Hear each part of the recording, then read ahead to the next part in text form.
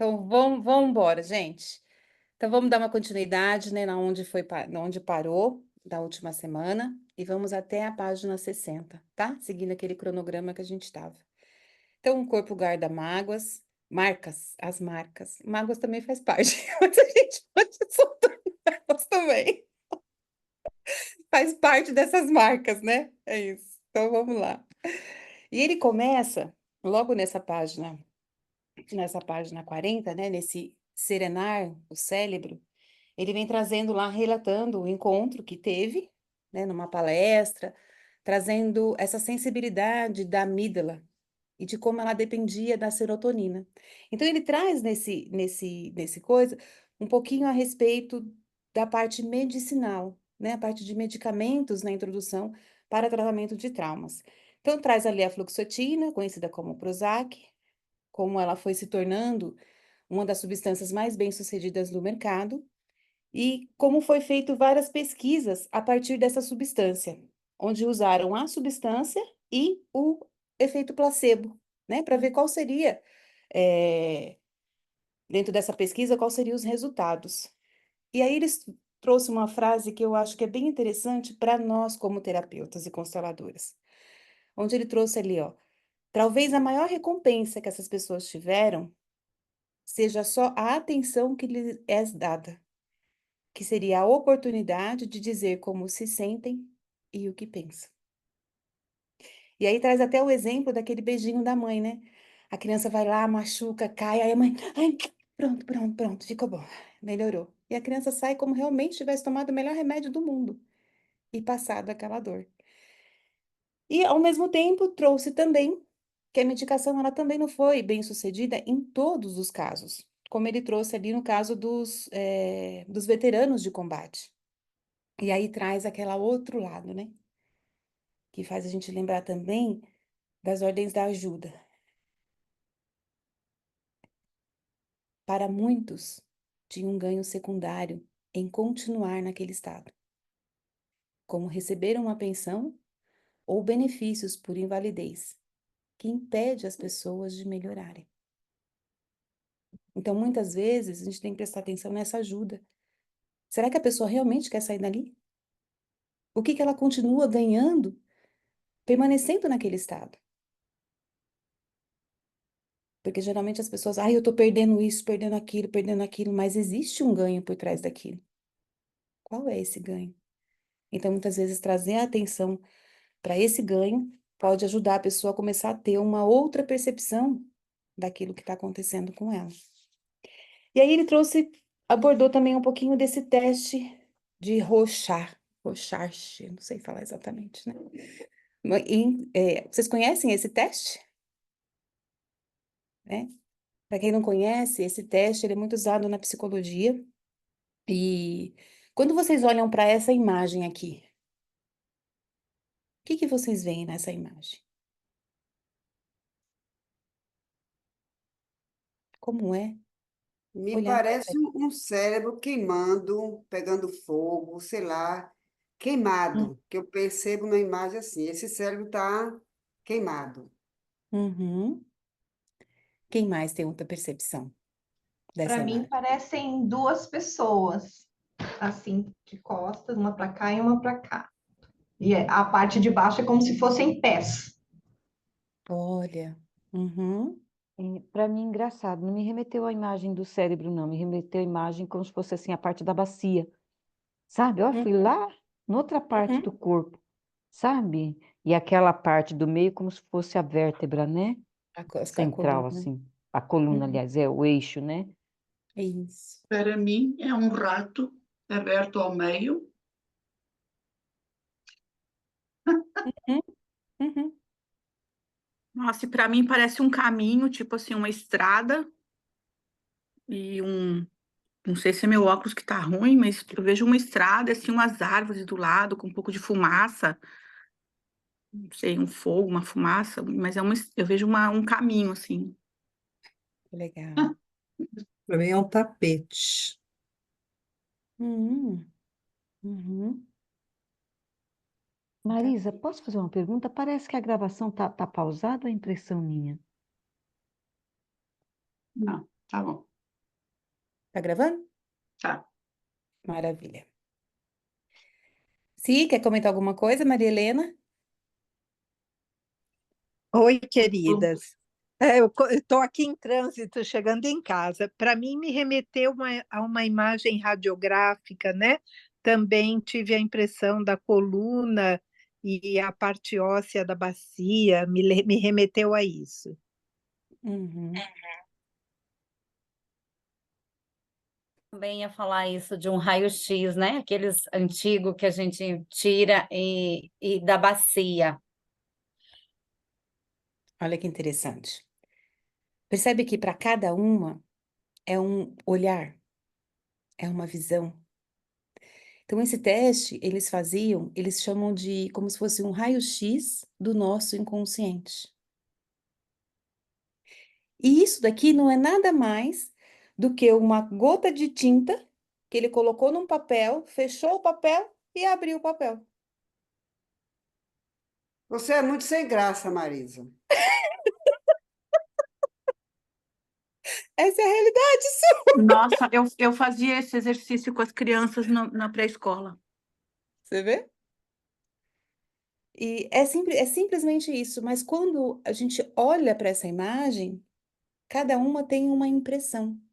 E isso é porque a gente só falou no visual. A gente não parou para olhar, peraí, o que que eu estou sentindo quando eu olho essa imagem? Como que olhar para essa imagem reflete no meu corpo? Então, se a gente fizer esse exercício dessa forma, também vai se apresentar para cada uma emoção, uma sensação, um contexto completamente diferente. E aí ele trouxe esse teste, e o que que ele fez? Antes que as pessoas tomassem esse Prozac, essa medicação, as emoções delas controlavam as reações delas. E depois da medicação, teve uma mudança radical. Em que sentido? Num senso de perspectiva. E com isso, elas se tornaram menos reativas àquilo que estava acontecendo para elas. Então, ele utilizou isso daqui junto com uma medicação para ver usando a medicação, qual que seria a alteração dentro do corpo delas. E em seguida, ele foi mostrando, né, que os medicamentos, eles foram, em alguns lugares, eles foram sendo substituídos. E olha que interessante, como uma fórmula para que as pessoas se livrassem dos seus problemas sem resolver os motivos subjacentes a eles. E é o que a gente mais vê, né? Ai, tô com dor de... Deixa eu tomar uma dipirona para acabar com a minha dor de cabeça? Mas eu não vou lá no fundo para querer saber por que que essa dor de cabeça tá vindo e voltando constantemente. Olha o que que fala lá. Pois faziam os clientes tocar a vida. E se tivermos que tomar um sonífero ou beber todas as noites para conseguir dormir algumas horas, não resta dúvida quanto a melhor solução. Deixa eu tomar meu remedinho, deixa eu beber minha, né? Vai ficar tudo bem, vou me sentir melhor, tá tudo bem. E aí foi se mostrando que isso também não era uma solução. Por quê? Porque o uso de antidepressivos só tem crescido em todos os países. Só que o número de pessoas com questões, né, de depressão, de ansiedade, elas não diminuem. Na verdade, nas últimas décadas, esse número triplicou. Então, se a solução tivesse nas medicações, esse número teria praticamente zerado. E traz um relato a respeito desse uso, até mesmo em crianças. Crianças que sofreram abuso e negligência, eles usam essa medicação para tornar as crianças mais dóceis. Só que dentro disso, ela é no sentido de que agora a gente consegue controlar essas crianças mais, porque elas vão ficar menos agressivas, né, menos reativas. Então a gente consegue controlar essas crianças melhores. Só que isso também interfere na motivação delas, nas brincadeiras, na curiosidade, em tudo aquilo que é indispensável para o desenvolvimento daquela criança. E aí, quando elas se tornam adultas, né, lá no futuro, uma obesidade mórbida, uma diabetes, é praticamente certeza que elas vão desenvolver. Fora outros conflitos que cada uma vai, né, dependendo do seu histórico ali, vai desenvolvendo. Então, o que que a medicina ela fez? A medicina convencional, ela não leva em conta que nós podemos realmente mudar a fisiologia. e o equilíbrio interior, né, de outras formas além da medicação. Muitas vezes, só uma posição, um posicionamento do corpo já muda a nossa estrutura emocional, né? Existem relatos de médicos, vocês conhecem aquela pose do super-homem da Mulher Maravilha? Vocês já ouviram falar? Da pose do... Você já ouviu, Marli? A pose do... Não? Quando isso daí a gente faz fisiologia. Quando a gente muda a nossa fisiologia, a gente muda o nosso estado. Então, por exemplo, o simples fato da gente fazer essa posição aqui, ó, abre um pouco as pernas e fica nessa posição e olha para frente, mais o queixo um pouquinho mais elevado para cima, a gente já ativa um superpoder, vamos colocar assim. Essa postura é muito utilizada em médicos quando eles vão fazer, por exemplo, uma cirurgia de difícil. Sabe que vai ter uma mais complicadinha, tal? Então eles utilizam muito isso, dessa fisiologia. É a pose do, do- da Mulher Maravilha, né? E do Super-Homem. Dá esse poder. E ele é sentido no corpo. E por eles fazerem isso, né? Não levar em conta isso, ó. O modelo de doença cerebral, ele acaba esquecendo de 4 verdades. Que é qual? Gente, a mesma capacidade que nós temos para nos destruir, nós temos também para nos curar. A linguagem, ela nos dá poder de modificarmos a nós mesmos e aos outros. E mais para frente a gente vai ver por que essa linguagem é tão complicada no trauma. Mas olha que poder que ela nos dá. Que nós somos capazes de regular a nossa fisiologia, né? Trazer a autorregulação. E que nós também podemos alterar as condições sociais a modo de criar ambientes em que as crianças e os adultos, eles consigam se sentir seguros e, ao mesmo tempo, conseguirem florescer cada vez mais. E olha que dado interessante que ele traz aqui no finalzinho da página 50, né? E aqui entra também a atitude do terapeuta. Se nós ignorarmos esse poder, isso que a pessoa tem de recurso dentro dela na hora que a gente está atendendo, nós acabamos privando esse nosso cliente de se livrar do trauma e de restaurar a própria autonomia. Que olha que ele traz, ser apenas um paciente e não um participante ativo distancia a pessoa da sua própria comunidade e as aliena de um senso interior de self, que é do seu eu. E olha que interessante quando a gente traz nas constelações, do qual a pessoa ela está ativamente participante. A gente traz a pessoa para cá, né? Ela não fica só de um observador, mas ela acessa, ela participa ativamente desse processo. E que lindo poder ver isso, né? De ver que realmente, olha, a gente está no caminho certo. É por aí mesmo. E aí, passa a partir do capítulo 3, onde ele traz ali o exame do cérebro e a revolução da neurociência. Então, a gente viu nesse capítulo 2 o uso das medicações, né? E de como foram sendo elaboradas ali, o que dava certo, o que não dava certo. E a gente vai somando, tá? Vai somando coisas. Então, teve a medicação, e agora para onde a gente vai? Para novas tecnologias. Fala, Su. E o quanto que é importante o paciente sair da passividade e ir para o eu ativo, o eu que estou ali, não como corpo, porque o que é que a medicação faz? Ela diminui sua reatividade, sua agressividade, mas também as suas boas emoções. Uhum. A medicação neutraliza você, tanto do bem quanto do mal.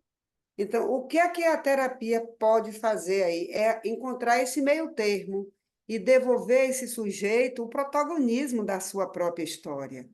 Você pode fazer a diferença. É quando entra as terapias e todos os processos alternativos que tem.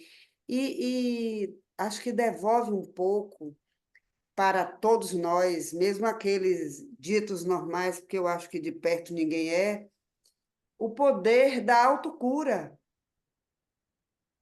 Fica muito claro aí que essa voz que a gente pode, que ele traz ali para curar a gente, para adoecer, para tirar a gente do lugar, também tem uma voz interna que a gente escuta muito, aprende a escutar isso na terapia. O que é isso mesmo que está? É nesse momento ele consegue tomar posse da sua história e a partir daí acho que a cura, eu creio que a cura, eu não estou falando nem de cura no sentido literal mesmo, mas a cura de você com você, de ser você mesmo. Para mim, a cura é eu sou assim, eu me aceito, eu dou conta da minha vida. Para mim, a cura é essa, não é Sim, padronizada, né? Eu acho bem interessante isso do processo terapêutico e das medicações. Eu é, gosto muito de lembrar que o nome da medicação ele é remédio, porque remedia uma situação, para isso, dali você buscar outras alternativas para se curar. é isso. Porque em muitos casos a pessoa realmente vai precisar dessa medicação. É como se, é interessante assim, né? A medicação, ela vai dar é como se fosse um anestésico. Só que aí eu vou precisar fazer uma cirurgia. Quem dá conta de fazer uma cirurgia não sendo anestesiado? Então, às vezes, vai precisar dessa anestesia para a gente poder entrar lá profundo naquela ferida e né? Ir lá ajustar o que precisa ajustar para a pessoa suportar aquilo. Então, em muitos casos, é muito válido, né? Trazer a terapia, mas trazer junto um psiquiatra com medicação que vai entrar com esse recurso também e utilizar. Por isso que eu estou falando, aqui nesse livro, a gente vai fazendo uma construção, né? Que pode ser lá, como a gente vai ver agora, um outro fator que a gente vai entrar no capítulo 3 e a gente vai somando coisas que podem ser úteis para cada tipo de pessoa. Fala, Anabela. Eu, por experiência própria, posso dizer, eu já tomo Cymbalta, um dos remédios que ele me fala aqui, há muitos, muitos anos, e que sem ele eu estaria dentro da minha cama, não saía de lá. E então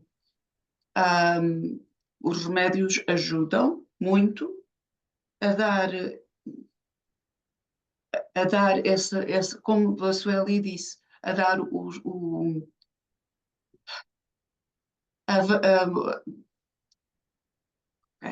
hoje não falo nada, não sai nada, a nos dar a disponibilidade de procurar por outras coisas diferentes. Muitas de vocês têm dito, você floresceu, está bonita, está brilhante, não sei o quê, depois destas coisas. É verdade. E tudo isso tem sido ótimo para mim, mas se não fosse eu ter tomado o medicamento, eu não conseguia chegar ao ponto de ir buscar todas estas experiências que eu tenho tido ultimamente. E uma grande parte da minha busca é o reduzir o montante de remédio que eu tomo, mas na realidade é bastante. Sem ele não conseguir viver, não só pelas dores que eu iria ter com a minha fibromialgia, que muitos destes remédios que ajudam a depressão ajudam a fibromialgia, porque penso que tudo faz parte da mesma tipo de doença, mas é realmente necessário. Uma outra coisa que eu estava a pensar quando estávamos a falar lembrei-me da focalização e do Gendlin, do curso, daquilo que eles se aperceberam de quantas pessoas que vinham para a terapia, mas aqueles que tinham portanto, aquela escala que eles faziam do 1 a 7, cerca do envolvimento do paciente na sua própria terapia ou na capacidade de se relacionar com aquilo que estava a ser a acontecer, que tinha muito a ver com o sucesso que essa terapia ia ter para eles. Vocês sabem do que é que eu estou a falar, quando a Cristina falou nisso connosco, lembram-se disso, que o Carl Rogers e o Gendlin que fizeram, começaram a ver e descobriram esta escala de 1 a 7, se de 1 a 3 eram as pessoas que estavam muito pouco envolvidas, que essas pessoas praticamente não valia a pena irem para, se não houvesse uma outra coisa para aumentar o nível de envolvimento que eles tinham na própria terapia, não valia a pena, porque essas pessoas não iam absorver nem responder a nada do que foi feito na terapia. Dos 3 aos 5, dos 5 aos 7, quem é que tinha o maior grau de sucesso com terapia falada? Eram aqueles que estavam na parte alta dessa lista. Então, os medicamentos ajudam a pessoa também a deixar, a reprimir esta resposta física, emocional, etc., para que o cérebro possa entrar. É tudo no cérebro, mas, aliás, no capítulo 3, a Marisa vai falar nisso, não é? Sobre as diferenças entre o hemisfério direito e o esquerdo, e qual deles processa o pensamento, as emoções, etc. E se nós estamos só no direito, na emoção, não vamos conseguir processar e trabalhar em todas essas memórias que criaram o trauma. Então, no meu ver, os remédios têm um lugar, sim, mas esperemos que não seja para uma vida. Essa é a minha meta. Aham. É tanto que o tema desse parágrafo, né, que ele traz, dessa parte, é serenar o cérebro. É trazer um certo alívio, olha lá, é fazer isso que a Sueli tá fazendo ali, tá vendo? Ó? É trazer esse aconchego. Peraí, vamos dar uma calmadinha aqui, para a gente poder depois se aprofundar e cuidar daquilo. O que muitas vezes acontece, que é onde está o perigo, é você só serena o cérebro, mas você não vai buscar o que está por trás daquilo. E fica só naquela superfície. E aí aí precisa ser aumentada a quantidade de remédio, você fica, entendeu? Entra numa roda sem fim.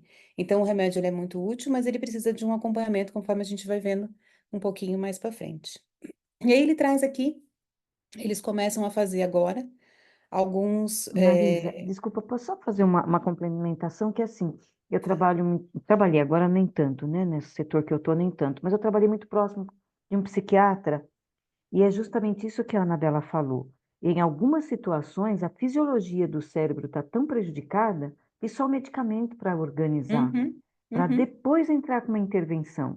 Então, medicamento, ele é uma necessidade. É que o que a gente percebeu aqui é que houve até um uso abusivo, como a gente fala da Ritalina, né? Ah, o TDAH tem que ser medicado, a criança hiperativa, quando na realidade a criança só está explorando o universo, né?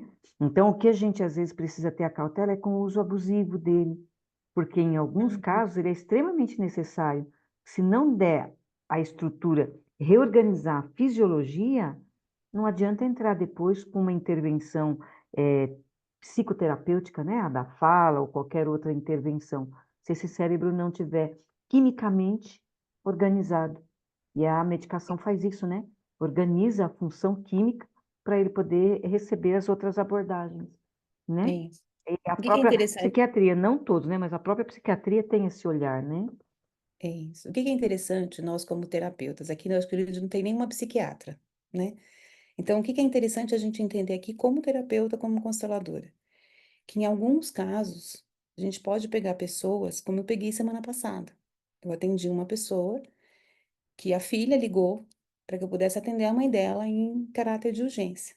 Eu atendi essa mãe, fiz o processo que precisava ser feito naquela hora, mas a indicação para essa pessoa é de um tratamento psicológico, sim, presencial, não online, e ela precisa passar com um psiquiatra para pegar uma avaliação.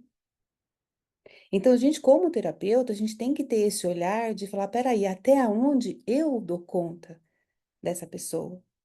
Até onde essa pessoa precisa de outros recursos a mais do que aquilo que eu posso oferecer para ela.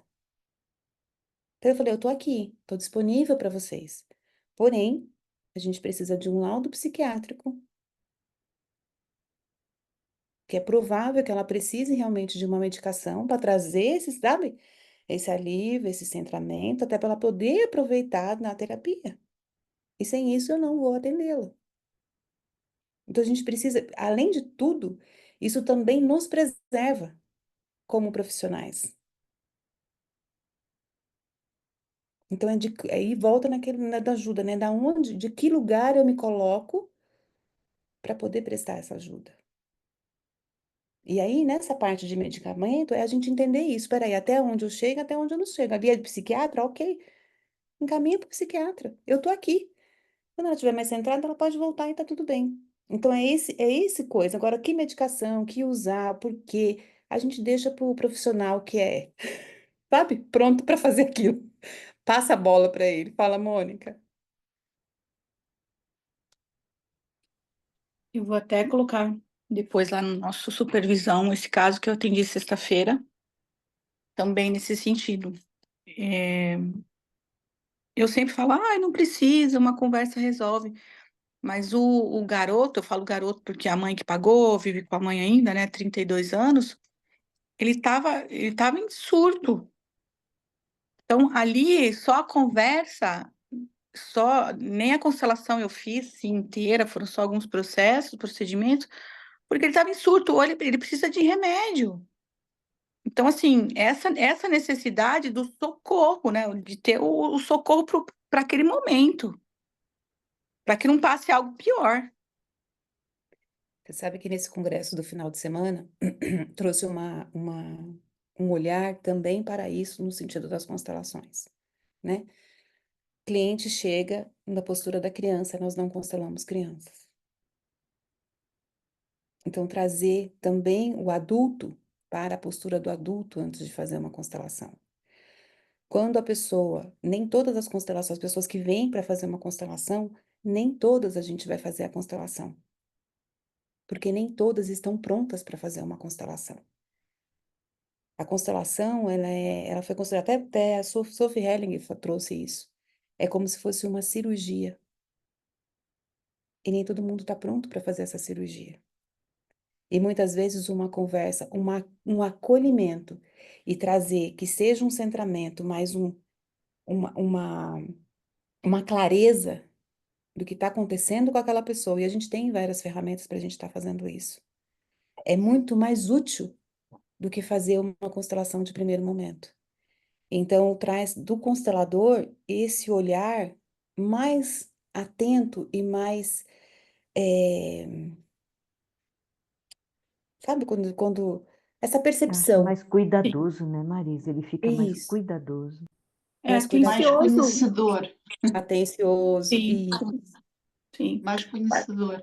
Eu vou até dizer uma coisa, numa das palestras que o autor deste livro, Bessel van der Kolk, também estava lá em Oxford, lá a fazer, e ele fez uma entrevista com um médico de Inglaterra, que tem um podcast que é muito conhecido na Inglaterra, etc. E o psiquiatra lá na Inglaterra perguntou-lhe qual é, quando nós estamos a tentar tratar de um trauma de um doente, qual é o melhor método? Porque eles falaram em psicodélicos, eles falaram em EMDR, eles falaram em o PNL, sei lá, um monte de coisas. Uhum. E a resposta do Bessel van der Kolk a esse médico foi que qualquer terapeuta que se preze deve conhecer pelo menos 3 tipos de terapia, porque uma terapia trabalha para um cliente, mas não trabalha para o próximo. E então é necessário que vários conhecimentos sejam e várias terapias sejam tentadas até encontrar a que é a indicada para aquela pessoa que tem aquele tipo de trauma, que não sei o quê. Então, achei agora interessante, conforme você estava a dizer e a Mónica disse, isso deu-me mais força e incentivou-me a encontrar, a ir ao encontro, que às vezes eu pergunto-me assim, mas porquê que eu estou a estudar estas coisas todas? Porquê que eu estou a ouvir estes homens? Isto... E eu pus na televisão, porque já estava cansada de estar aqui na secretária, e a minha mãe começou a ouvir e ela disse, isto é demais para a minha caminhonete, eu não entendo nada do que eles estão a falar. Eu disse, mãe, eu também quase não entendo nada, só não te sintas mal, né? Mas há uma necessidade de nós termos esta informação.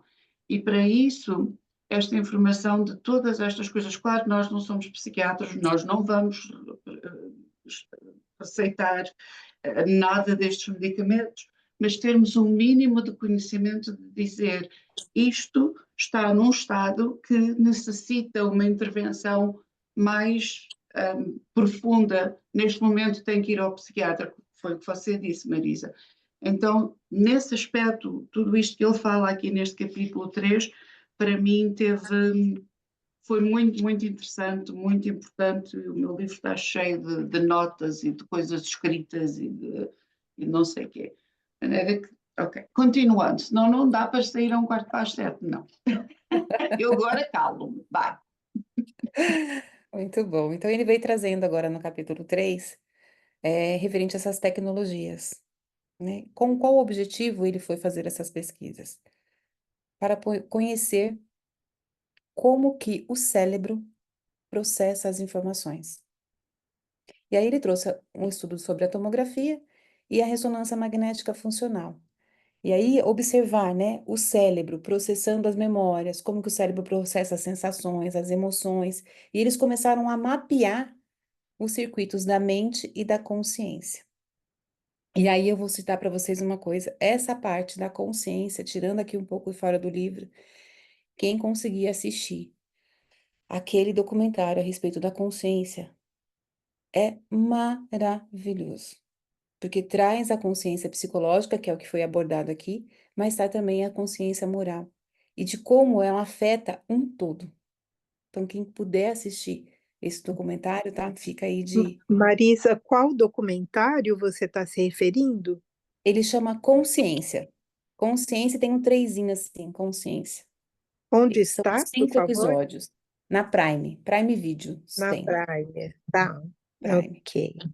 Vou Bem buscar. interessante para assistir e é uma sequência assim que um vai juntando com o outro, sabe? Você vai construindo assim. É muito interessante, vale muito a pena ler, assistir e trazer, sabe, o mundo das constelações, trazer para sua vida, trazer para a vida. E aí com essas pesquisas, né, eles foram fazendo, vendo quais as partes do cérebro que vai, que não vai. E aí muitos dos participantes, eles começaram a insistir em trazer de quanto era perturbador para ele ser repetidamente dominado por imagens e sentimentos e sons do passado. O pessoal estava ali, de repente, vinha de novo aquela sensação, vinha aquela imagem, vinha aquilo. Então, esses flashbacks que iam acontecendo. Aí, o que que eles fizeram? Vamos pesquisar isso também, né? Por que que está acontecendo esses flashbacks? E aí, separaram 2 polos dessa pesquisa. Primeiro, as pessoas iriam contar de forma fragmentada a experiência, as imagens, os sons e as sensações. E aqui ele trouxe um dado interessante, porque se a pessoa contasse a história inteirinha, exatamente, ela podia retraumatizar, porque ela voltava para o vórtice do trauma de novo. Mas se ela contasse isso de forma fragmentada e isolada, não voltaria. E em seguida, descrevessem também uma cena na qual elas se sentissem em segurança e, de certa forma, controlados. E foi feito, e esse foi o resultado da pesquisa. Então, foram ativados 3 áreas do cérebro, essa área límbica direita, o córtex visual e a área da broca. A área límbica, né, o nosso cérebro emocional, é onde a amígdala ela reage. E ela reage para quê? Para que a gente tome alguma atitude. Ou corra, eu fujo, o que que eu vou fazer, né? Então, ela traz esse ímpeto, ela é muito necessária para a gente, para nossa própria segurança. E a sua ativação, ela muitas vezes reage, né, desse centro do medo. E o que que ela provoca? Uma cascata de hormônios do estresse, de impulsos nervosos, que estava alterando a pressão sanguínea das pessoas, a frequência cardíaca, um influxo de oxigênio. Então fica mais difícil ali de respirar, que é o quê? Prepara o corpo para lutar ou para fugir. E que essa área, né, a gente vê aqui no desenho, ela estava bem luminosa, então afetava bastante essa área. Depois, a área da broca, que também é o centro da fala, e a gente vai entender por que que aquela linguagem que ele usou lá, aqui no trauma, como ela afeta. E é uma área também que, quando a pessoa está sofrendo um AVC, é onde se interrompe o fluxo sanguíneo ali, né? Ele traz uma frase que todo trauma, ele é pré-verbal. Então, quando ele traz isso, vê lá na página. Isso aqui. Da área da broca, né? Interrompe o fluxo sanguíneo. E aí ele traz até exemplos. Lá na página 56, e ele fala assim, ó, que traz um relato de Shakespeare, que ele capturando esse estado de terror. E ele fala assim, depois da descoberta do corpo do rei assassinado, ele fala, ó, horror, horror, horror! Nem a língua nem o coração podem te expressar. O caos fez agora a sua obra-prima. Então, em condições extremas, né? As pessoas, elas podem chamar a mãe, gritar terror, simplesmente emudecer, ficarem mudas, paralisadas. Crianças traumatizadas, quando usa essa expressão, né? Perdeu a língua? Não vai falar nada? Não consegue falar nada? Como assim você não consegue falar nada? Mas é porque essa pessoa está no vórtice de traumas. E aqui também entra até mesmo a própria gagueira. Ele não colocou aqui, mas a gagueira entra aqui também. Muitas vezes a gagueira, ela vem de um trauma sofrido na infância. Então é um ponto bem interessante aqui. E aí fala que as vítimas, geral, ela tem uma enorme dificuldade para contar o que aconteceu. Ela não consegue falar. Porém, o corpo revive o terror, a raiva e a impotência, bem como o impulso de lutar e de fugir. Mas é quase impossível articular essas sensações. Mas que não que a pessoa não vá falar a respeito disso. Ela pode até conseguir falar, mas ela fala como se fosse uma história de fachada, uma explicação dos seus sintomas e do seu comportamento, não exatamente o que se sucedeu ali, né? Tudo aquilo que está acontecendo. E aí volta, e aí fala, ó, quando as palavras não vêm, imagens artroses captam a experiência e retornam como pesadelos e flashbacks. Então, viu a necessidade de como a gente viu lá, né? O cérebro, ela perde até a fala. E depois, a outra parte, que é o córtex visual. É onde se registra as imagens do momento, né? Como que funciona o córtex? Eu vi a imagem. É como se fosse a entrada. Entrou no cérebro. Quando chega ali, entrou, ele já começa a distribuir para onde ele tem que ir para interpretar aquilo que foi visto. Só que o que que foi visto nisso? Que quando a pessoa está no trauma, essa região ela fica sendo reativada o tempo todo, como se aquele negócio estivesse acontecendo naquele momento. E aí, como a gente viu, ela fica o tempo todo nesse estado de eu corro, eu fujo, eu corro, eu fujo, eu corro, eu fujo. E não consegue sair desse vórtice do trauma. E aí, como a Anabela contou lá um pouquinho, né, no começo, vem essa parte do cérebro, de como funciona as lateralidades do cérebro. Então, o lado direito é aquele lado mais intuitivo, é o lado emocional, é o lado visual, o espacial, o tátil. O lado esquerdo é aquele lado mais linguístico, sensorial, sequencial, né? O lado mais analítico, e que é onde também tem a fala. Então, um lado do corpo fala, vamos dizer assim, e o outro lado do corpo recebe, ou seja, recebe a experiência. Então, um fala, o outro sente. E nesse que sente, vem as expressões faciais, vem a linguagem corporal, vem os sons, né? Que seja de amor, que seja de tristeza, vem o canto, vem o xingamento, vem o choro, vem a dança, vem a imitação. Tudo do lado direito. E olha que interessante. E é desse lado direito, o primeiro lado do cérebro que se desenvolve no útero, é o lado direito. e é onde se forma a comunicação, que ele chama comunicação pré-verbal da mãe com o filho. E que depois, o outro lado do cérebro, que é o esquerdo, ele é ativado quando a criança aprende a compreender a linguagem, a falar. Olha que interessante, né? E aí, nesse lado direito, vem as memórias auditivas, as táteis, as olfativas, as emoções que essas lembranças evocam. E do lado esquerdo do cérebro é aquela parte que recorda os fatos, as estatísticas, o vocabulário dos acontecimentos. Isso é interessante a gente entender por quê? Porque diante de um trauma, cada lado do nosso cérebro vai captar aquela informação de uma forma, vai processar aquela informação de uma forma. E quando está no trauma, como a gente viu, que lado do cérebro trava?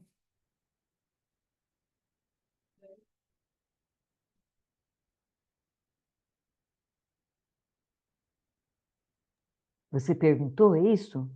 Eu É, acho que o direito é o que fica bloqueado, né? O esquerdo, ele tem dificuldade de racionalizar, mas o direito sofre o maior prejuízo, né?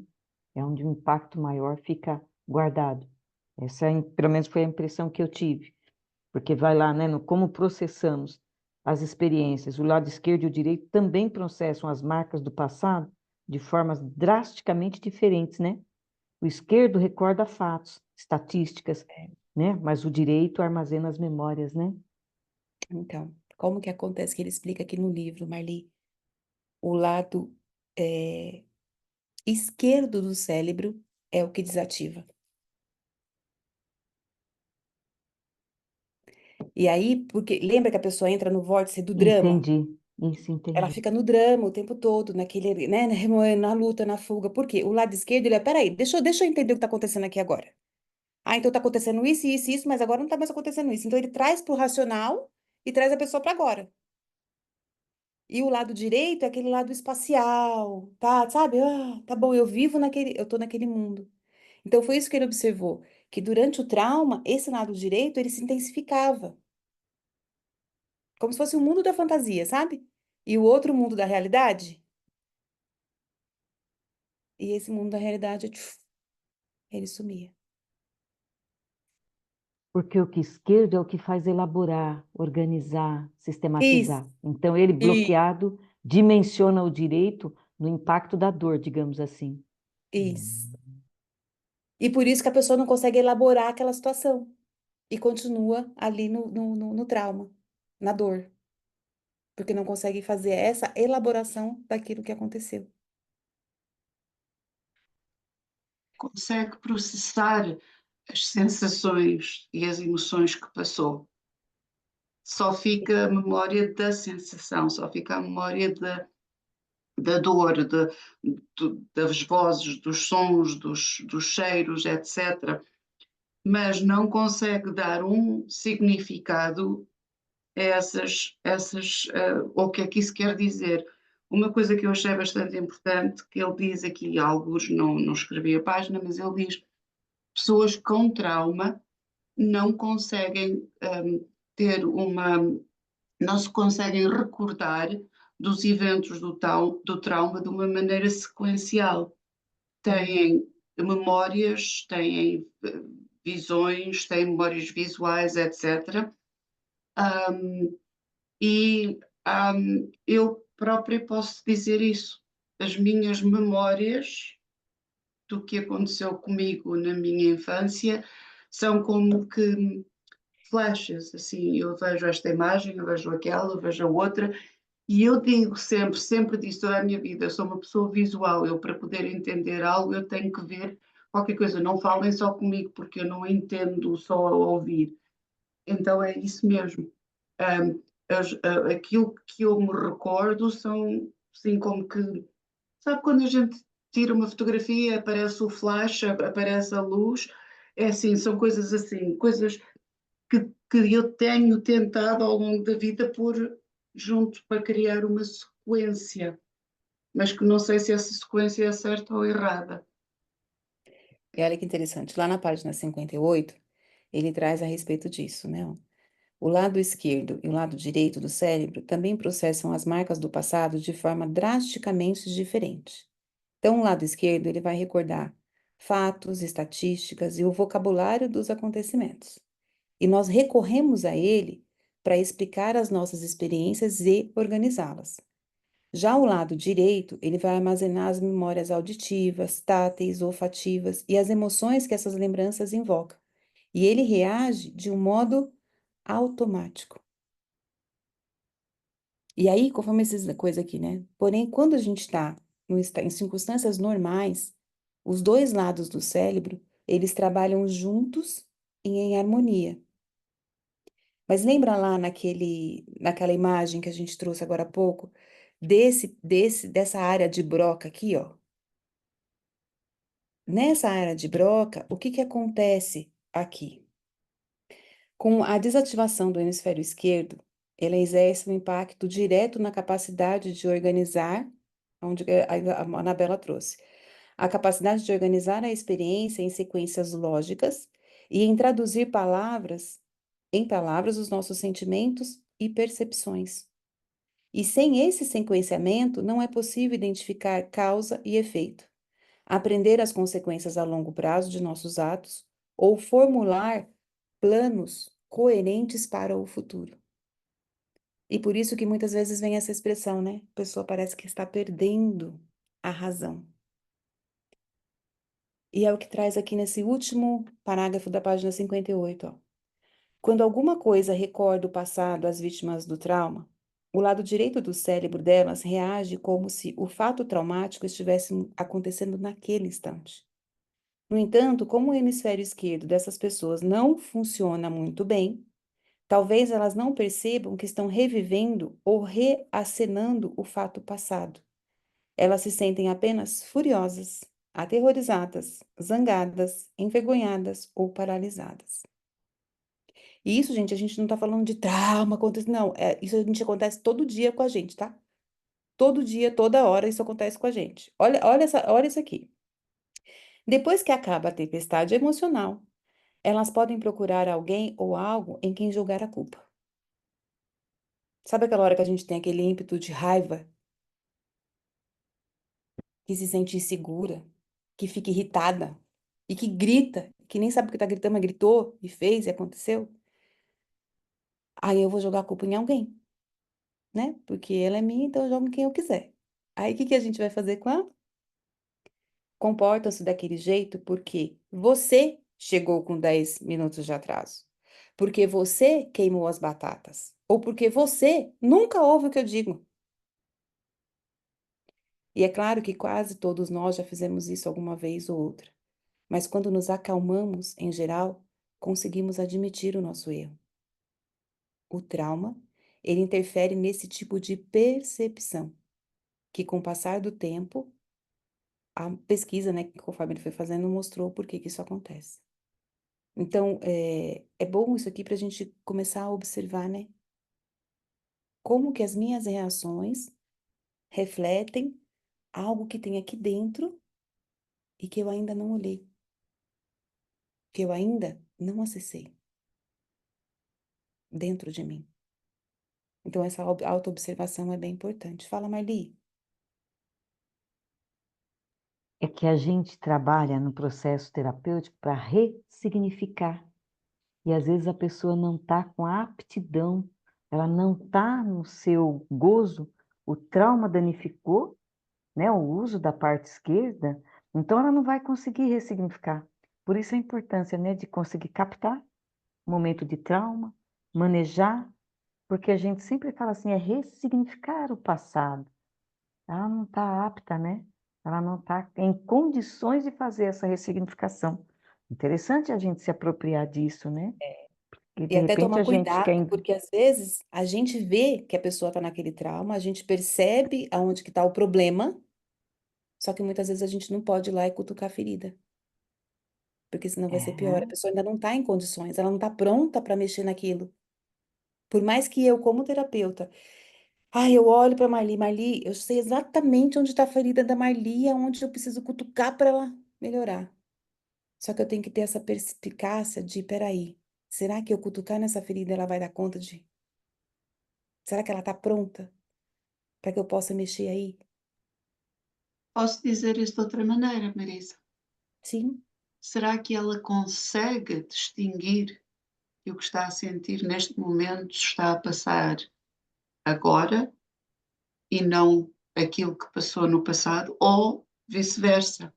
Se a pessoa acessa o trauma, se o trauma que a pessoa acessou já foi, já passou, não está agora. E isso é uma coisa que é difícil para as pessoas traumatizadas que, quando têm esses flashbacks, têm sempre a sensação de que estão lá no mesmo sítio, que estão a viver a mesma coisa. Então, até a pessoa estar pronta a entender, pronta quer dizer, até que o seu cérebro, até a pessoa poder ativar o cérebro do lado esquerdo, enquanto se está a reviver esse trauma, para poder entender que daquilo que se está a lembrar é, na realidade, uma memória e não está dentro do facto do acontecimento em si, a pessoa não vai poder deixar que essa dor passe por ela para poder curá-la. Porque é isso que nós dizemos nas constelações, não é? Eu vejo, eu sinto a sua dor, sinto a sua dor para poder processar, etc. Não é isso que nós fazemos muito na constelação.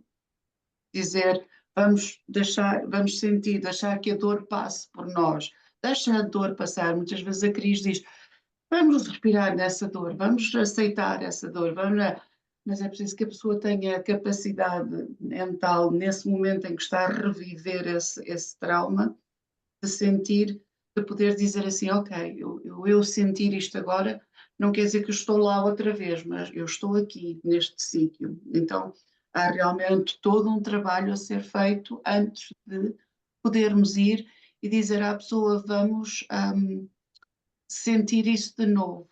Eu estou a ver que já pus ali qualquer coisa na cabeça da Marisa, que ela está a olhar ali.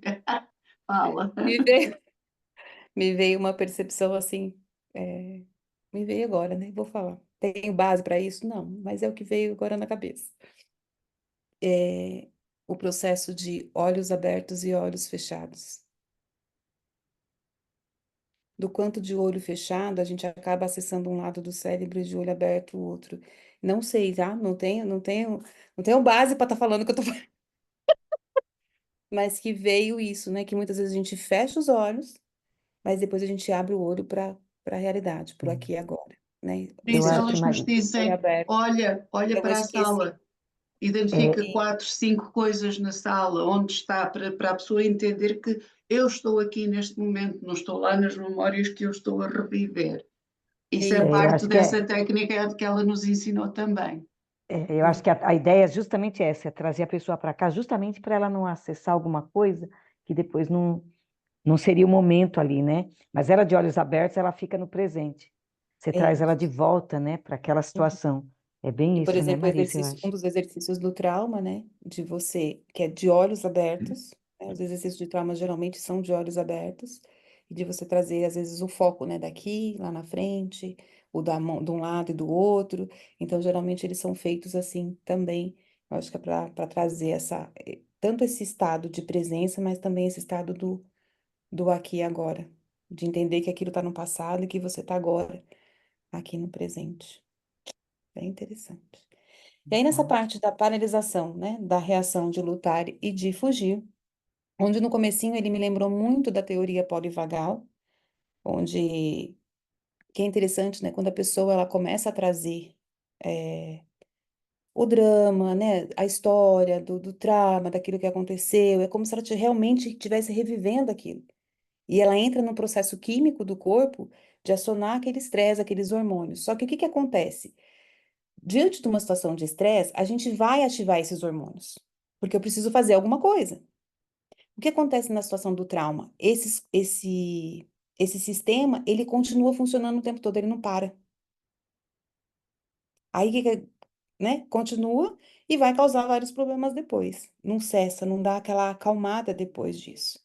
E aí ele traz aqui, né, problemas, por exemplo, de memória, de atenção, irritabilidade e de transtornos do sono. porque o corpo está ativado, né? Ele está o tempo todo ali nesse processo. Eu corro ou eu fujo? O que que eu vou fazer? Né? Nesse estado de alerta o tempo todo. Mas trouxe também uma outra resposta possível à ameaça, que é a negação. Porém, a mente, ela pode ignorar, como se aquilo não tivesse acontecido. Só que o cérebro emocional, ele continua a trabalhar. Ele continua mandando aqueles hormônios do estresse. É como se ele continuasse mandando uns sinais, gente, olha, você não pode dormir, você não pode descansar, você não pode relaxar, porque você tem que correr, porque você, cuidado, cuidado, é perigo, perigo, aquele sinal de perigo o tempo todo. E esses sinais físicos, eles vão continuando até que daqui a pouco se tornem patologias, se transformam em doenças. E aí volta lá na medicação. Medicação, a droga e até o álcool vai amortecer aquele sintoma, né? Vai relaxar. Quantas pessoas não tomam, não bebem? Para quê? Que é para relaxar.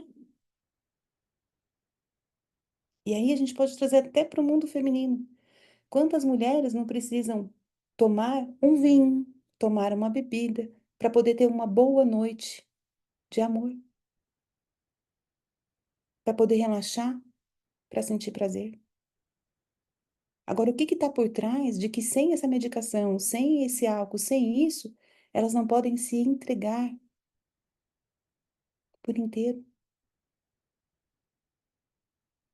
É o quê? Tem um trauma ali atrás. Porque o corpo, ele continua guardando essas marcas. Então, quanto eu consigo relaxar? O quanto eu consigo me entregar para as relações, seja amorosa, seja de trabalho, seja sexualmente? O quanto eu percebo que meu corpo trava? Quais são as situações que me acontecem que eu percebo que meu corpo faz isso? Que ele se retrai.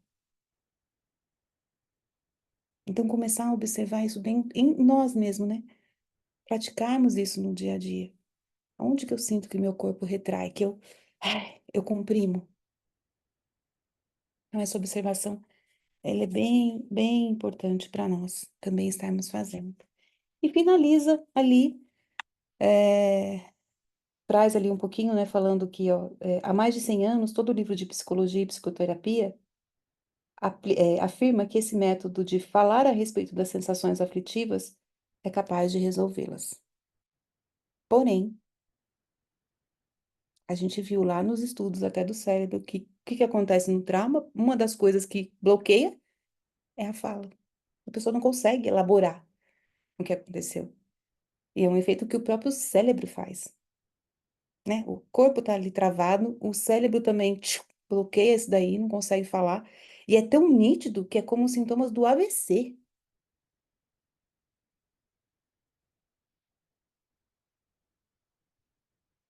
E como se diz, né? Se contar a história fosse a solução do problema, era fácil. É só contar o que aconteceu e acabou. E aí os experimentos e toda coisa foi mostrando que realmente não é bem assim, né? Porque a dificuldade das pessoas de transmitir a essência da experiência e de observar e de sentir e de colocar em palavras a realidade da experiência interna que ela teve é uma dificuldade muito grande da pessoa conseguir fazer isso. Então, por exemplo, eu já atendi pessoas que no começo da terapia não tinha fala. A pessoa não consegue expressar. E quando você pergunta, o que que tá acontecendo? Tá tudo bem. Mas tá nítido que não tá bem. A vida tá uma merda. Não consegue trabalhar, não consegue viver, não consegue falar, não consegue sentir, nada.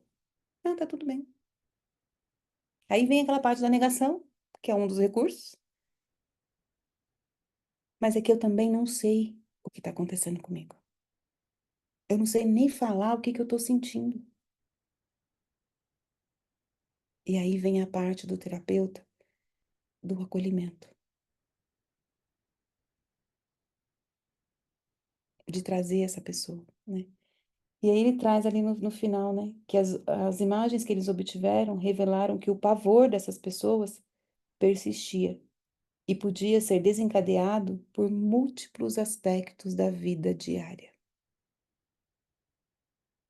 Um trauma, muitas vezes, gente, um olhar de uma pessoa pode acionar o trauma na outra. Uma fala pode acionar. Um cheiro pode acionar. Uma situação que você vê acontecendo lá aciona o seu. Às vezes você sofreu um acidente, você está com trauma de um acidente. Aí você revê um acidente acontecendo na sua frente, você revive o trauma como se aquele acidente que estivesse acontecendo ali fosse o seu, que você viveu há anos atrás. Você chegar em um lugar, às vezes um cheiro de uma comida pode reativar o trauma de uma pessoa. Marisa, lembrando também da questão dos traumas transgeracionais, né? Como gatilhos também. Uhum.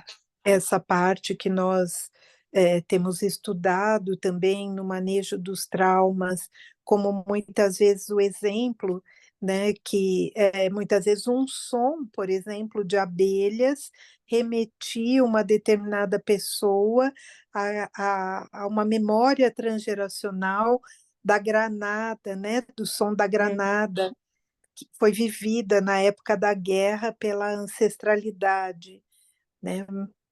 Então, é complexo, né? E como é importante, eu só queria ressaltar o que você disse, que nesse congresso foi falado muito sobre a postura do constelador, o que dá forças e o que enfraquece, né?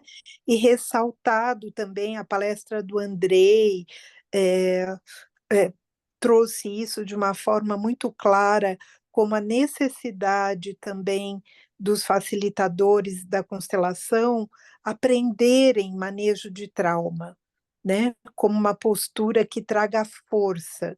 Era algo que não era identificado nas técnicas passadas, enfim, ou falado de modo explícito, e que hoje esse manejo e esse estudo continuado, que é o que a gente vem buscando, como algo muito importante, né, na formação continuada. Então, acho que é isso, estamos no caminho, né? Com a focalização também, para trazer para o corpo, para o sentir, e há tanto a aprender, né? Há tanto aprendemos. Foi tão interessante que a maioria dos palestrantes, e a Sophie Hering deixou isso assim bem pontual e bem, de uma forma bem clara e objetiva. A postura do constelador, de quão importante, do que é necessário para você se tornar um bom constelador. E ao mesmo tempo foi lindo de ver que os passos que são necessários, o curso que todas nós fizemos com a Cristina Florentino traz essa base. Então foi muito interessante de ver, né, Maria Helena, de como, gente, isso aqui tem, isso aqui tem, isso aqui tem. E se eu pudesse pontuar alguma coisa que ainda falta para a gente ter, não tinha. Porque ela traz toda a parte teórica, uma parte teórica profunda. O uso da literatura do Bert, de ler os livros do Bert, que ela traz no Clube do Livro, faz parte da nossa formação. Um estudo profundo até das falas. A gente não. Ficou bem claro assim, gente, para de ser papagaio de Bert Hellinger. Parar de Isso usar mesmo. frases prontas. Porque a constelação é fenomenológica, ela acontece no momento. E o constelador, ele precisa ter paciência, entrega, ir para esse lugar do vazio, para que a frase ou a palavra, ela simplesmente surja.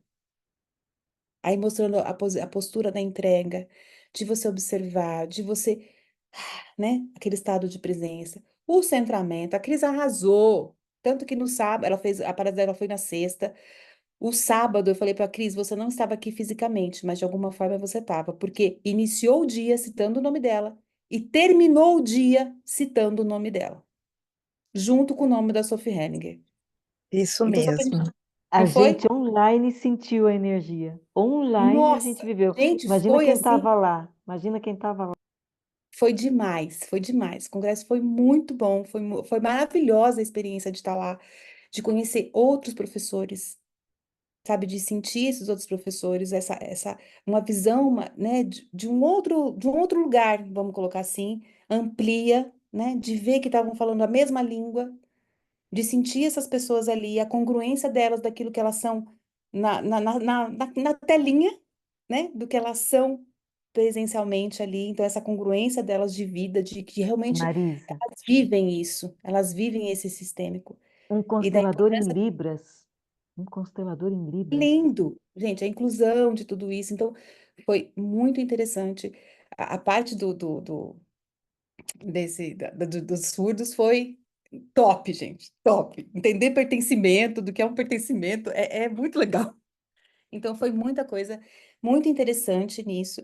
E falar assim, a gente está no caminho certo, né? Esse estudo da gente pegar, estudar esse livro, faz faz parte do nosso processo para nos tornarmos cada vez mais excelentes consteladoras. É claro que a gente precisa de outro, como a Anabela trouxe, né? Alguns outros recursos, alguns outros estudos, algumas outras ferramentas. Sim, todas elas são muito bem-vindas. Mas é principalmente a gente ir para esse lugar do vazio e deixar com que o fenômeno apareça. E para isso a gente precisa utilizar uma frase que ficou bem clara na minha cabeça, foi assim: o que muitos dos consteladores eles fazem? Eles vivem as constelações apenas quando está atendendo. Quando eu estou no papel de consteladora, aí a filosofia das constelações entra dentro de mim. Não é assim que funciona. Você precisa viver. É uma filosofia de vida. Você precisa viver as constelações no seu dia a dia. No seu trato com a sua família, no seu trato com as suas relações, no seu trato com tudo. E na hora de você fazer a constelação, não tem que ter a diferença, sabe? Tem que ser isso. É um completo. E se eu vivo isso no meu dia a dia, na hora de fazer a constelação, eu não vou ficar preocupada, eu não vou ficar ansiosa, eu não vou ficar nervosa, eu não vou ficar desesperada, porque aquilo já faz parte do meu dia a dia. E aí, algumas formas de você fazer isso com você, né? De você poder fazer isso e trazer isso realmente para o seu dia a dia. Como é esse olhar? Como é que eu vou impor as coisas para as pessoas? Como é que eu falo com meu marido? Como é que eu falo com meu filho? Aonde de que postura eu estou em cada um dos meus relacionamentos? Então foi 2 dias assim muito ricos, sabe, de muitas percepções. E aí ele termina aqui, né, no livro dizendo que as pessoas, ele percebeu que com tudo isso já, né, uma medicação, com essa parte do cérebro, de como funcionava, de como não funciona, ele percebeu que as pessoas continuavam lá e elas nem sabiam como se manter aqui, plenamente vivas e no presente. E aí essa frase aqui a gente pode usar até porque a Maria Helena trouxe, né? Dos nossos traumas, do quanto eu ainda tô lá na minha criança de 5 anos, o quanto eu ainda tô presa naquela cena do passado que me angustiou, o quanto eu ainda tô presa na minha ancestralidade. Porque qual é o objetivo final das constelações? É que você saia desse transe, tanto transgeracional como o seu pessoal. Esse é o objetivo. E uma frase que trouxe muito bem lá, assim, várias vezes foi falada, que é a permissão. O quanto eu me permito continuar nesse transe. O quanto eu me permito falar assim, chega, acabou. Eu me retiro disso. Sabe aquelas vezes, muitas vezes eu já ouvi falar, né, consteladores falar assim, pede para o seu pai ou para sua mãe, para que eles te liberem, para que você possa ir para a vida. Não são eles que têm que nos liberar. É nós que nos liberamos. é eu que falo, ok, aceito, honro, deixo com vocês, e agora eu me libero, eu tomo a minha postura e a minha decisão. E eu me libero daquilo, eu me solto daquilo. O quanto nós fazemos isso no dia a dia, né? E quer ver, eu vou pegar a frase aqui Posso direitinho. falar uma palavra enquanto você procura a sua Fala. frase? É o quanto a gente vai no processo do adultecer. Isso, é isso. Adultecer. Uma frase até grifei. Ter consciência da minha responsabilidade no problema que eu estou enfrentando hoje e no tempo que eu permito que esse problema permaneça. Qual é a responsabilidade? Eu estou passando por uma situação que está difícil na minha vida, que eu não consigo soltar, que está ali, toda hora vai, vem, e ela bate ali na porta. Qual é a minha responsabilidade diante disso que tá me apresentando na frente? Qual a consciência que eu tenho dessa responsabilidade? Sabe aquela coisa que a gente fala, qual é a parte que me cabe? Qual é a parte que me cabe? Ah, é essa daqui. Então eu tô com problema lá, né? Qual é a parte que me cabe? Uma hora vai ser essa tampinha e vai ter hora que vai ser isso aqui, filha. E aí, eu vendo que a minha parte é essa daqui, eu também tenho o poder de falar assim, ok, o tempo que eu vou ficar segurando isso aqui, quem delimita é eu. E às vezes o negócio tá queimando na minha mão e eu continuo com esse negócio aqui, ó, firme e forte. Porque eu sou forte, porque eu dou conta e eu vou e eu consigo. E aí eu fico me machucando o tempo todo. Mas a escolha de poder fazer isso, ela é minha. Por quanto tempo eu vou ficar segurando isso e quando eu posso soltar isso? E isso tanto pessoal como também transgeracional.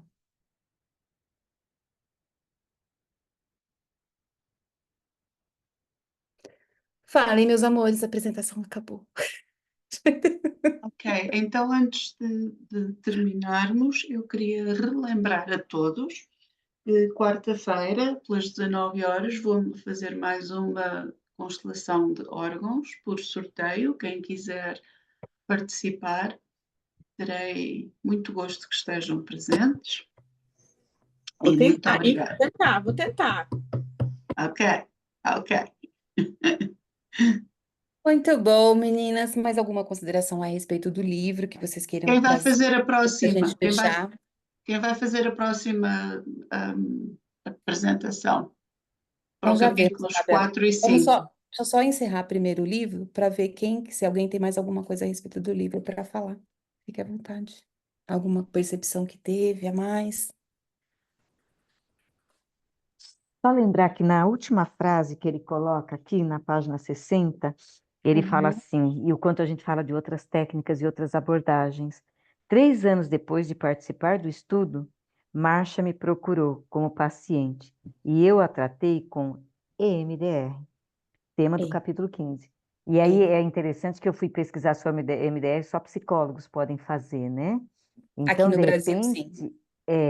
repente, ele usou de um outro recurso, mesmo como psiquiatra, conhecendo a parte medicamentosa, a neuroimagiologia, ele percebeu Uhum. que para ela tinha que ser uma outra abordagem. Muito legal, né? Que lá na frente, com certeza, a gente vai descobrir quais foram os avanços com a Marcia. Por isso que muitas vezes a gente tem que aprender a trabalhar com algumas técnicas. Porque para umas pessoas, por exemplo, gente, eu vou trazer, não vou abordar um monte de técnica, existem milhares, mas eu vou trazer essa diferença nas próprias constelações, que é onde todos nós, né, estamos com foco atualmente. Existe a constelação da bolha, existe a constelação de solo, existe a do papel, existe a do coisa, existe diversas formas de fazer.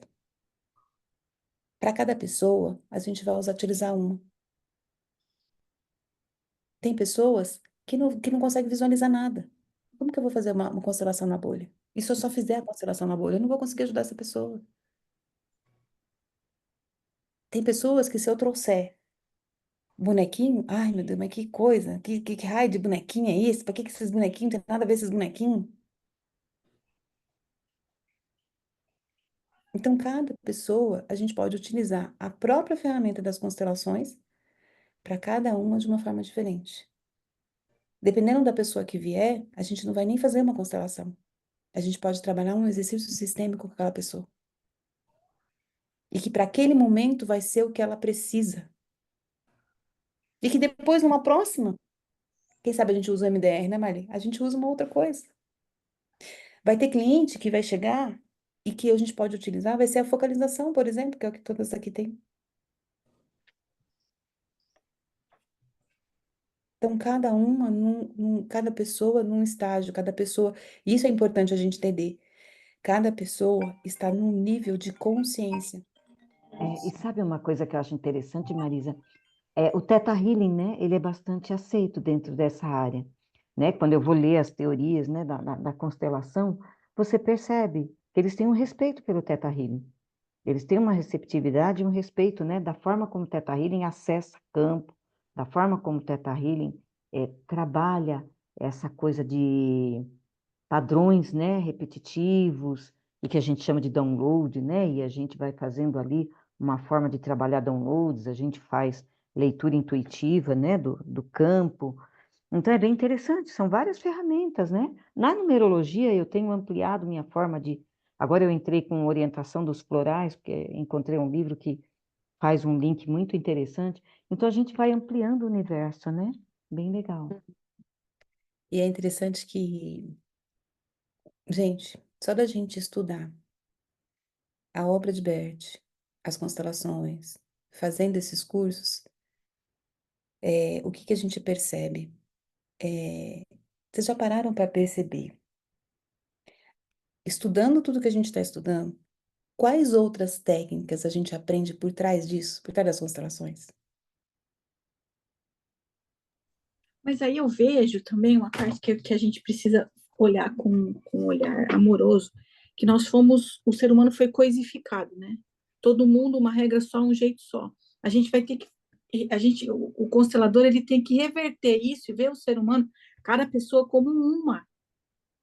Então, esse monte de técnicas que a gente precisa, né, saindo dessa constelação sexta, eu falei, não posso parar de estudar nunca, porque cada hora surge, né, tanta coisa que eu ainda tenho que aprender. Mas no sentido de você olhar o seu cliente, a pessoa que chega, né, como única, que o que é regra para uma não é para outra.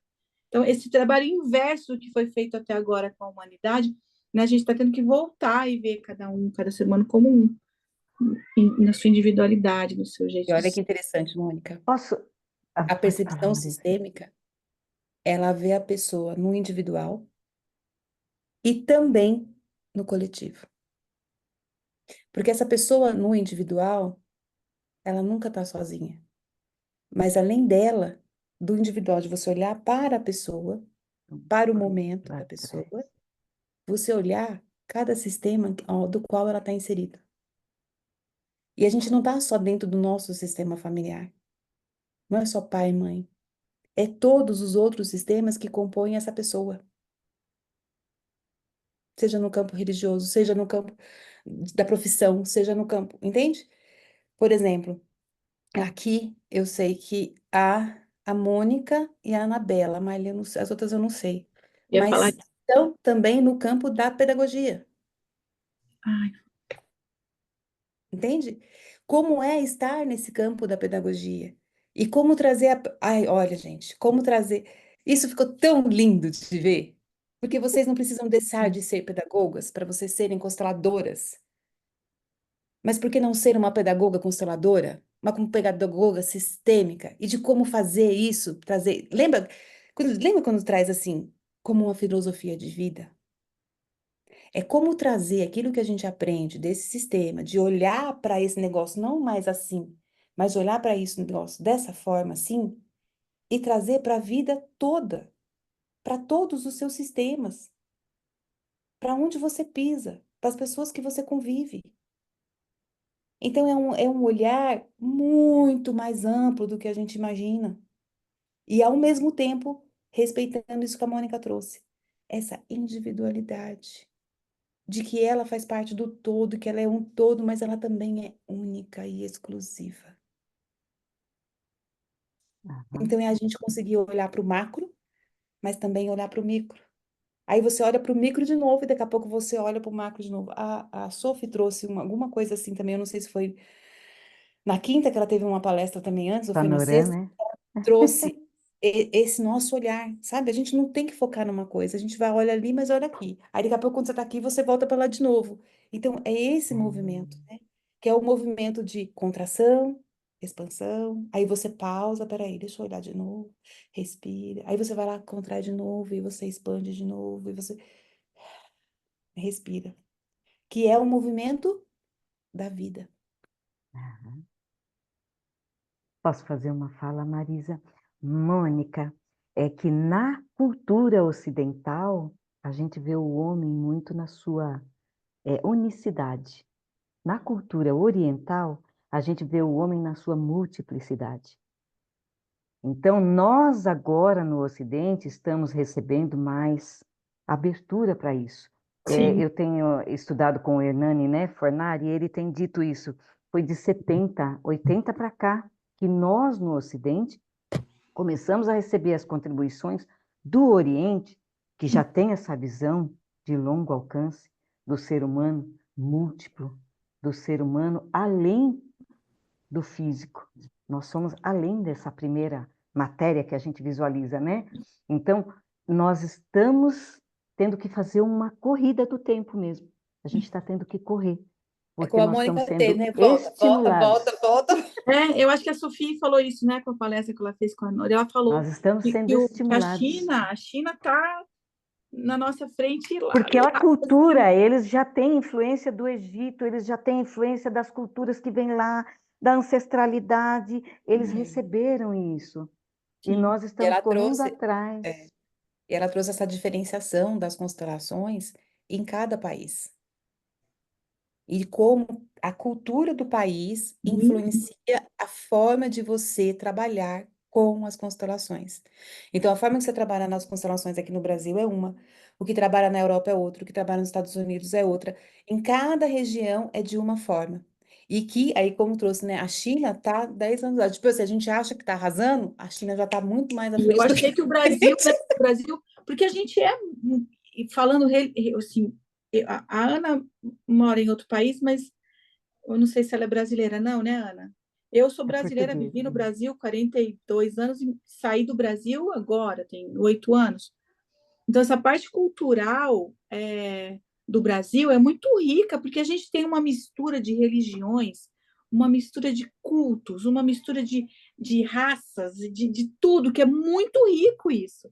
E quando você sai, né, você vê aquilo tudo quadradinho, assim, e que você fala, meu Deus, o Brasil é lindo. E eu achei que o Brasil, né, ai, a gente E foi estava... uma das perguntas que a Sophie respondeu também, né? Por que que essa aceitação da constelação tem sido tão, essa abertura nas constelações no Brasil, ela tem sido bem grande. E ela explicou exatamente isso, por causa dessa diversidade de que no Brasil ela é possível. É possível ter uma igreja aqui e uma igreja completamente diferente do lado e outra do outro lado Lado a e, lado. e as pessoas convivem. Então, a abertura maior para isso, ela existe no Brasil. E por isso que eles estão correndo tanto atrás de fazer com que realmente seja uma profissão regularizada, né? Legislada, sei lá como que fala, legitimada, não sei, uma coisa assim, Regulamentada, né? Ela vai estar regulamentada. regulamentada. Uhum. E aí trouxe vários projetos que têm sido feitos, né? Mapa de evidências que muitos profissionais têm feito, como o jurídico tem aplicado tudo isso, e como que tem sido o avanço das constelações no Brasil, e tudo que tem sido feito por trás para poder fazer todo esse processo, né? A nível de formações, né? Que a gente vê que existem milhares de formações aí e de como elas têm sido feitas, que também é preocupante, mas que dela é. Ontem eu tive uma conversa com o Fabiano sobre psicólogo, psiquiatra, porque esse atendimento que eu fiz na sexta-feira mexeu um tanto comigo, porque assim, para o meu ego, né, não terminar uma constelação, não usar uma técnica de constelação, só fazer um exercício, porque não tinha condições ali de fazer, e a gente conversou um tanto, e ele falou assim, eu te dou 5 anos para as constelações, estarem sendo numa universidade. Vai ser regulamentado 5 anos. Eu falei, E tem um movimento para isso, Mônica, e eu muito falei assim, legal. nossa, você Tem está um tão movimento aqui para otimista, isso. mais otimista que eu, né? Eu falei, com as Já constelações. está já tá o movimento Tá, Já para está isso, de tornar acontecendo, ela é. uma 5 anos pós-graduação. vai ter um. Eu falei, É. então foi ontem essa conversa e agora surgiu esse assunto. Aham, No Congresso já já tá foi isso. colocado, né, Marisa, que já É. tem uma professora universitária que ela tem mestrado, pós e ela está Nossa, ganhou empenhada nisso. até Ela honra, ficou honra ao mérito de não sei do professora quê, lá, honoris, lá, né? lá. É, Lindo, show, lindo, já foi tá muito tudo assim, lindo. tudo engatilhado para isso, sabe? Para Legal. coisa. E o interessante, assim, que os pontos que me chamou bastante atenção, os pontos que foram considerados para se ter essa formação é o que a gente já aprendeu com a Cris. Tanto em quesito de horas, como em quesito de conteúdo, Conteúdo. foi o que a gente teve A estratégia essa prática, né? A supervisão, prática depois supervisionada, o prática, monitoramento dessa sabe? prática. Isso. Tudo aquilo que a gente realmente já está tendo ali, né? E também foi bom para uma abertura para a Cris de olhar ainda onde ela pode melhorar, né? Teve alguns feedbacks que ela pediu para a gente estar fazendo, do que ainda pode acrescentar ali nesse processo dela, dessa construção da formação. E aí teve uma parte que falou interessante, né? Vou finalizar aqui, gente. Já passamos 6 minutos do nosso tempo, porque aí uma pessoa perguntou, né? E aí, qual a formação ideal? Perguntou para a Sophie Henry, porque ela dá formação, né? Então, qual a formação ideal? Ela falou: procurar uma formação ideal é como procurar um pai e uma mãe ideal. Não existe. Aí eu, uau, Tommy! Não existe. Agora, a gente pode construir um esqueleto do que é necessário, do que é fundamental ter nessas formações. Porque um dos requisitos que ela deixou bem claro para um bom constelador é ter uma formação profunda. Bem profunda. E ler. Falou que 91 livros, eu acho que o Bert tem traduzidos em português. Aí ele falou assim: quantos desses livros você já leu? O quanto você se alimentou da fonte? E aí foi trazendo, né? O quanto você já estudou, o quanto você coisa. Aí veio a Elsa, né? Gente, eu tô mais de 20 anos, eu ainda não sei de tudo. Como que a pessoa que começou agora já acha que pode, que faz, que acontece, que já entendi tudo e não lê, às vezes não leu um livro, não sabe nada. Você às vezes não sabe a base. E aí quando acho que a Mônica que falou, foi a Marli, que eu vou continuar estudando a vida inteira, ela trouxe que um médico, para ser um bom médico, ele nunca para de estudar, porque sempre tem atualizações. E o Aliás, trabalho os das pedagogos constelações também. não é para qualquer um. Ela falou, constelação familiar não é para qualquer um, porque ela faz uma cirurgia energética na pessoa. E para você se tornar um bom cirurgião, você precisa ter Um bom uma embasamento. educação continuada, sabe? Ter um Um bom processo contínuo. embasamento. Estar sempre estudando, sempre se renovando, sempre indo para o novo. É sempre indo para o novo.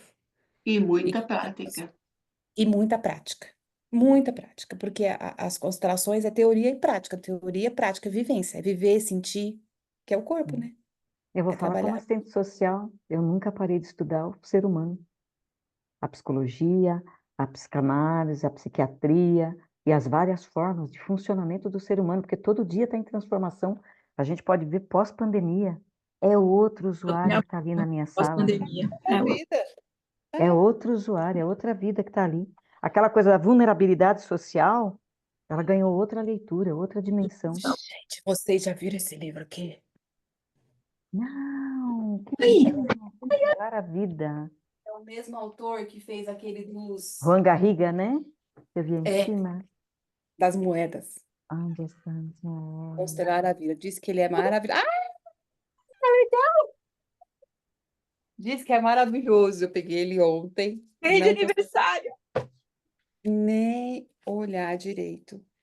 mas dizem que ele é maravilhoso e traz essa visão, né, de que a constelação não é só constelador, é uma, como você pode constelar a vida, né? Como que É um isso te tem. trabalho de vida, né? Você se envolveu com ela, você entrou num Aí trabalho teve, constante de vida. teve uma citação que a Sophie Hellinger trouxe, e ela fez uma maior propaganda desse Cosmic Power, que é um programa dela. Ela E que falou. todo mundo tem que começar por esse Cosmic Power, que não sei o quê, que não sei o quê, não sei o quê, não sei o quê. Aí tinha esse negócio lá e tal. Aí eu vou falar para vocês que até isso, de certa forma, a gente também já teve na Cris. Eu ia perguntar o que que é isso, conta para nós. Entendeu? Bom, como meu É, atendimento foi suspenso, agora eu consigo ficar mais um pouco. A moça eu não está vou, eu bem. vou. Deixa eu parar de gravar aqui.